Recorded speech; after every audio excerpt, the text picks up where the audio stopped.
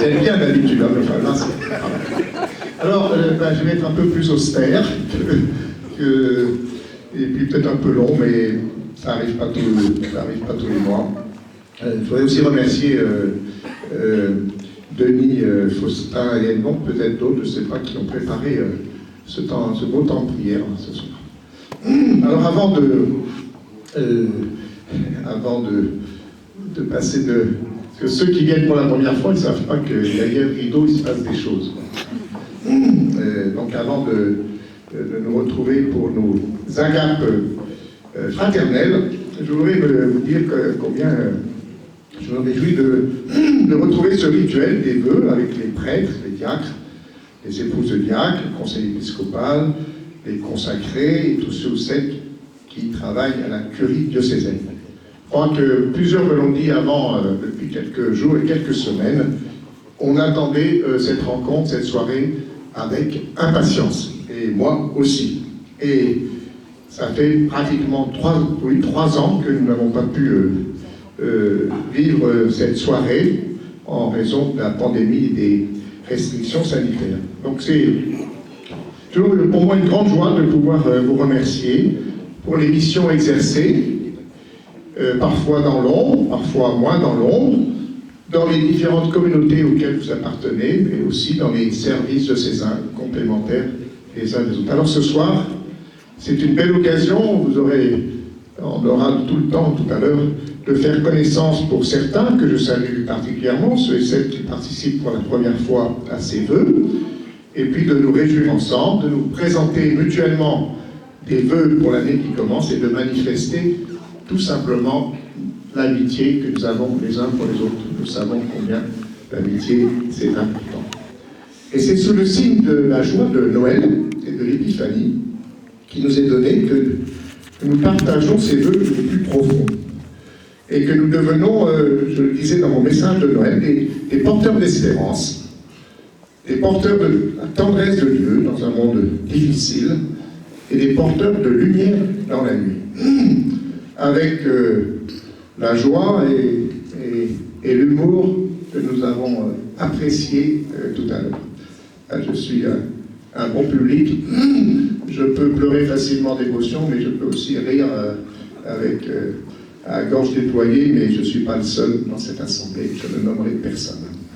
Et voilà qu'en exprimant ces vœux, je tiens à vous redire aussi ma fidèle et affectueuse amitié.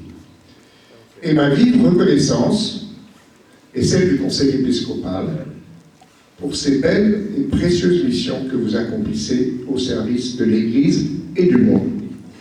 Et ce soir, je l'ai fait déjà le dimanche 1er janvier, la journée mondiale de prière pour la paix, mais je vais reprendre 2 fois les paroles du pape François, que je trouve qu'elles sont très incitatrices, qui m'ont guidé pour vous adresser ces vœux. Je le cite un peu longuement, la seconde citation sera beaucoup plus courte, mais écoutez cette partie du message. La Covid-19 nous a plongés dans la nuit, déstabilisant notre vie ordinaire, chamboulant nos plans et nos habitudes, bouleversant l'apparente tranquillité des sociétés, même les plus privilégiées, entraînant désorientation et souffrance, causant la mort de beaucoup de nos frères et sœurs, dans notre diocèse aussi, bien sûr. Après 3 années, continue le pape, l'heure est venue de prendre le temps de nous interroger, d'apprendre, de grandir et de nous laisser transformer, tant individuellement que communautairement. Un temps privilégié pour se préparer au jour du Seigneur. On ne sort jamais identique des moments de crise. On en sort soit meilleur, soit pire. Aujourd'hui, nous sommes appelés à nous demander qu'avons-nous appris de cette situation de pandémie.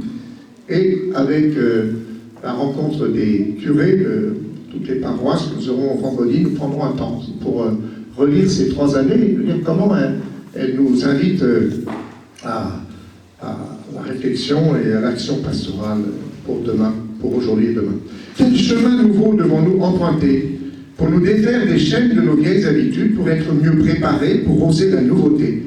Quels signes de vie et d'espérance pouvons-nous saisir pour aller de l'avant et essayer de rendre notre monde meilleur? Fin de citation. Voilà que depuis quelques mois, nous sommes sortis des temps de confinement, de couvre-feu, de restrictions sanitaires. La vie semble avoir repris ses droits, mais je sais combien la situation sociale, économique, post-Covid est difficile, rude pour beaucoup. Et la précarité est bien présente aussi autour de nous. De surcroît, depuis la guerre en Ukraine, il y aura bientôt 1 an, cette guerre qui est aux frontières, à nos frontières européennes. Le climat actuel peut nous conduire aussi à l'inquiétude, voire à l'angoisse. Je n'oublie pas ce soir la crise à l'intérieur de l'Église, la tempête que nous avons traversée, que nous traversons encore actuellement, avec ces scandales, les abus qui ternissent gravement le visage de l'Église. Je reviens encore un instant sur ce que nous venons de vivre depuis 3 ans, en citant une seconde fois notre pape François. Après avoir touché du doigt la fragilité qui caractérise la réalité humaine, ainsi que notre existence personnelle, nous pouvons dire avec certitude que la plus grande leçon léguée par la Covid-19 est la conscience du fait que nous avons tous besoin les uns des autres. Que notre plus grand trésor, et aussi le plus fragile, est la fraternité humaine fondée sur notre filiation divine commune. Et que personne ne peut se sauver tout seul. Il est donc urgent de rechercher et de promouvoir ensemble les valeurs universelles qui tracent le chemin de cette fraternité humaine. Là, on a comme une feuille de route, une belle feuille de route pour notre année. Alors, mon premier vœu pour 2023 rejoint ces mots de François. Que notre projet diocésain des petites fraternités missionnaires paroissiales voit le jour de plus en plus, se multiplie dans tous les coins de notre diocèse. Je crois, c'est mon vœu, que c'est une urgence vitale, une priorité. La fraternité est un principe de vie, la fraternité qui se vit dans des fraternités, constituées de baptisés, mais ouvertes vers l'extérieur, prêtes à répondre à la double interpellation du Christ, venez et allez. Nous connaissons cette recommandation de Jésus à ses disciples. C'est à l'amour que vous aurez les uns pour les autres qu'on vous reconnaîtra comme mes disciples. Une vie fraternelle essentielle pour la mission et pour l'évangélisation. Avec comme maître mot la proximité, se faire proche. Je me réjouis de voir que ces liens d'amitié, de soutien mutuel, de vraie fraternité s'approfondissent. Je pourrais donner de multiples exemples. Mais comme j'aime à le dire, on en a encore sous le pied, aussi bien au sein de nos communautés qu'autour de nous. Une vie fraternelle, missionnaire, qui s'inscrit dans le cadre de cette démarche missionnaire synodale. Nous sommes mis en route personnellement et ensemble avec nos communautés, à l'écoute les uns des autres, à l'écoute de ce que nous dit l'Esprit. Et c'est vrai que cette synodalité se vit déjà dans la multitude des conseils que nous animons, auxquels nous participons. Cette synodalité se vit également dans les visites pastorales. Hier a commencé celle du doyenné Herblay-Taverny. Elle prendra fin courant mars. Et avant la fin de l'année, je ferai cette visite pastorale autour de l'écologie intégrale, sur la conversion de nos modes de vie dans la dynamique de Laudato Si, mais aussi, souvenez-vous, de la session diocésaine que nous avons vécue de belle manière au Dôme de Pontoise en octobre. Elle sera mise en œuvre avec Émeric Dupont, qui a été un des lauréats, enfin il n'a pas eu le prix, mais enfin il fait quand même partie de ceux qui étaient qui a cette responsabilité dans le diocèse. Et je crois que plus qu'un thème à aborder dans les cercles d'études, le pape demande à l'Église de s'engager sur un chemin de conversion écologique et dans une perspective d'évangélisation. Je pense que cette conversion écologique, elle prend, une force encore plus grande par les temps compliqués que nous vivons. Mon deuxième vœu, c'est aussi que la synodalité se vive localement, dans les communautés paroissiales, les EAP, les conseils de la mission, les conseils économiques, et encore au quotidien dans la manière de décider au sein des différents groupes auxquels nous appartenons, l'aumônerie, le mouvement de jeunes ou d'adultes, du service de la charité, pour prendre simplement quelques exemples. Mais la synodalité, elle se vit aussi d'une manière informelle, une manière d'intégrer tous les fidèles dans le discernement sur ce qui est bon et opportun pour l'annonce de l'Évangile. Tous les baptisés sont appelés à participer à la vie et à la mission de l'Église. Je me réjouis de savoir, d'avoir participé, mais aussi de savoir qu'il y a beaucoup d'assemblées paroissiales qui sont un beau lieu pour vivre cette synodalité, qui n'existe pas, je l'évoquais, sans proximité. Je pense en particulier, dans notre département, c'est quand même très très important, aux personnes marquées par une grande solitude, aux personnes âgées et aussi aux jeunes. Une synodalité marquée par la proximité et la fraternité, nous allons être appelés à la vivre cette année dans un certain nombre de rendez-vous, de rencontres, de temps forts, de pèlerinages qui seront autant d'occasions de vivre une église en conversation. Je suis heureux d'avoir vu qu'ont été mis en valeur tout à l'heure un certain nombre de rassemblements. On pense à celui de l'Ascension. Il y a eu un petit succès tout à l'heure.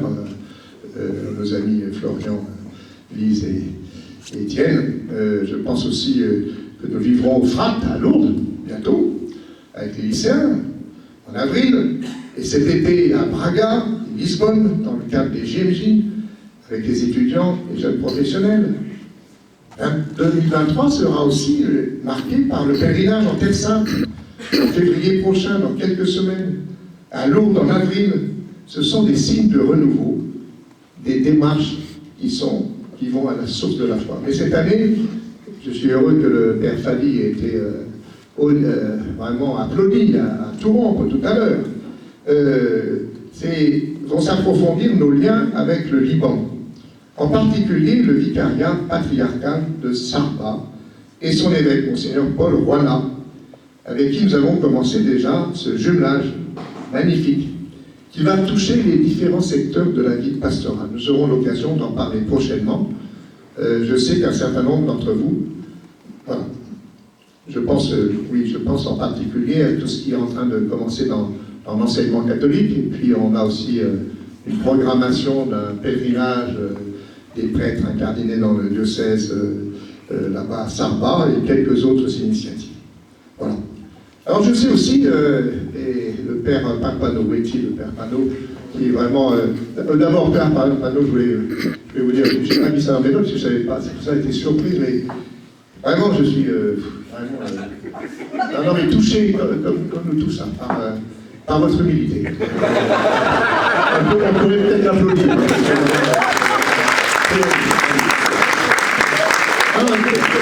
Moi, je dis souvent aux confirmants qu'il faut qu'ils reconnaissent les dons qui sont les leurs. Ils ont quelquefois du mal parce qu'ils sont adolescents, et voilà, tout ça. Encore, Père Samuel, on a parlé encore hier soir, hein. Oui, je vois ça même. Et voilà, vous n'avez aucun problème. Hein. Ça, c'est magnifique, magnifique. Merci, Père Pampano. Et alors, vous avez rappelé, c'est un scoop, hein, que le fait, c'est peut-être une demi-année, peut-être plus, parce que hier soir, je me suis dit, bon, je ne suis pas un grand canoniste, mais quand même, peut-être que vous ne savez pas, vous irez voir, numéro 401 du Code de droit canonique. Je cite mes sources. L'évêque diocésain qui a atteint 75 ans, bon, ça c'est pas pour moi, qui a atteint 75 ans, accompli, est prié de présenter sa dénonciation, c'est un drôle de terme, à son office au pape, qui pourvoira après examen de toutes les circonstances. Ça, c'est le mystère du pape. Hein. Je l'ai rencontré pendant une heure personnellement fin octobre, mais on a parlé d'autres choses. Donc acte. Je remettrai donc plus sérieusement la mission en temps voulu, ne sachant pas combien de temps le pape François me demandera de prolonger ou pas cette charge auprès de vous, après le mois d'août. Voilà. Où j'aurai 3 fois 25. C'est 3 fois 25, c'est comme ça que je compte. 3 quarts de siècle, j'avais noté, c'est ça. Étant de fait jeune depuis beaucoup plus longtemps que la plupart d'entre vous. Mais comme vous venez de l'entendre juste auparavant, les missions et les projets ne manquent pas, auxquels j'ai travaillé et je travaillerai avec vous, et d'autres peut-être qui verront certainement le jour durant cette année. Manière de vous confier que je continuerai cette année ma mission, comme je le fais depuis avril 2013, avec joie et avec enthousiasme, Et je continuerai, même si ma mission a un terme, une date que je ne connais pas, et je la continuerai, non pas comme un pré-retraité. Voilà. Aucun rapport avec les décisions du gouvernement, du président de la République, là, sur l'allongement et tout ça. On ne sait jamais. Hein, voilà.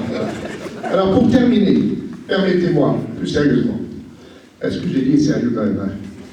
Quelquefois, les choses avec émotion, on les dit avec humour. Voilà. Pour terminer, permettez-moi aussi, dans cette lumière de Noël et d'Épiphanie, de formuler des vœux plus personnels. Et j'ai retrouvé ce que j'avais dit il y a 3 ans ici. Je les ai exprimés peut-être d'une autre manière, mais je trouve qu'après tout ce que nous avons vécu depuis 3 ans, ils sont plus que d'actualité. D'abord, en citant saint François de Sales, une invitation à la douceur envers soi-même. C'est lui qui nous rappelle que l'un des meilleurs usages que nous saurions faire de la douceur, c'est de nous l'appliquer à nous-mêmes, ne l'évitant jamais contre nous, ni contre nos imperfections. Belle citation à garder dans nos cœurs. Conseil précieux, alors que les contraintes de la vie, de la mission, parfois nous mettent sous forte tension. J'ai entendu de nombre d'échanges et aussi de confidences de certaines d'entre vous qui disent c'est lourd, c'est lourd. Voilà. Donc voilà, douceur envers soi-même. Il n'est pas rare que nous rajoutions d'autres exigences, peut-être difficulté à supporter nos limites et nos faiblesses. Donc, voilà, s'il nous faut regarder nos vies en vérité, n'ajoutons pas cette année de pression supplémentaire, parce que de toute façon c'est épuisant et c'est stérile. Et dans la même ligne de ce vœu, peut-être une invitation de votre pasteur à veiller à notre intériorité. Parce que notre humanité a besoin de temps, elle a besoin de silence.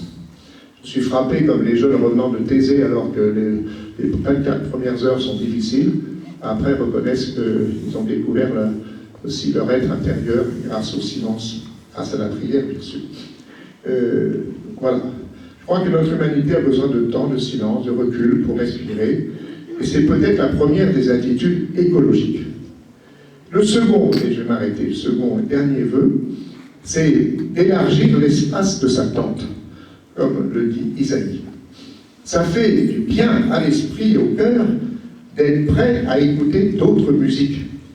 Ça nous aide aussi à savoir ce qui fonde vraiment, ce qu'il nous faut accueillir, ce qu'il nous faut refuser, et ce que l'on peut bâtir avec d'autres, des attitudes précieuses pour une époque, je le sais, comme vous, complexe et incertaine, que nous traversons, mais ils ne sont pas sans lien avec ce que Dieu est venu nous dire à Noël. Alors, je vous souhaite une belle, féconde, lumineuse année